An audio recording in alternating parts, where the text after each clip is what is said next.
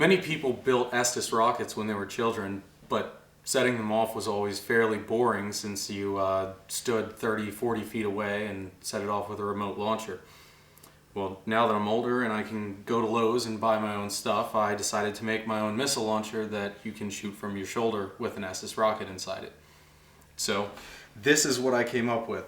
This is 4-inch PVC sewage pipe, and I just bought a cap for the end, a project box from Radio Shack, 2 LED lights, a relay, an on-off switch, a momentary button, short PVC pipe that's smaller diameter to use as a handle, and speaker wire to put the entire system together, and 2 gator clips to connect to the rocket engine. This is how you shoot the rocket launcher. When you press this switch, it arms the system, and when you pull the button, it activates the relay, the speaker, and the LED light to let you know that you're launching it.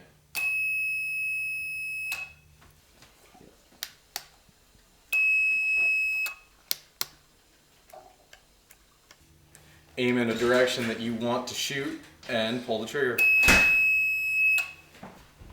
One other difficult thing that you have to do to make this, which may be the most creative part of doing it actually, is making a custom rocket. And as you can see, this one's been fairly beat up because I've shot it quite a few times from out of this and it buried quite well in the dirt.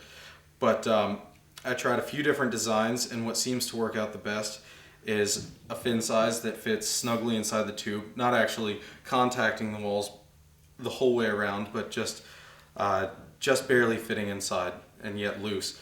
And then instead of putting fins on the front to stabilize it so that it doesn't sit crooked inside the tube like this, you actually set up a wire system on the front of it that just has 4 different points that come out and a wire around the outside that binds them together to hold it stable. So that way when you put this inside, it sits parallel to the direction the tube is pointing so that it launches well. The reason I used the wires instead of fins on the front was because with the fins on the front of it, it would fly very erratically when it exited the tube. It didn't have enough speed or stability, or maybe the weight was off. I'm not really sure what exactly was going on, but it didn't want to fly right, as you can see from this clip.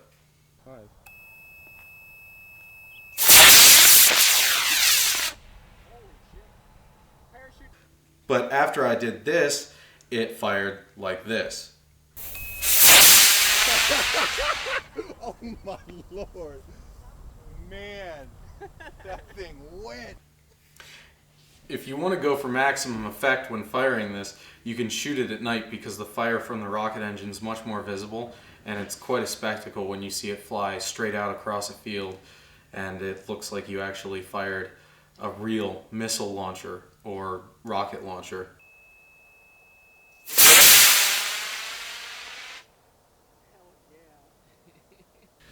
Don't do this at home.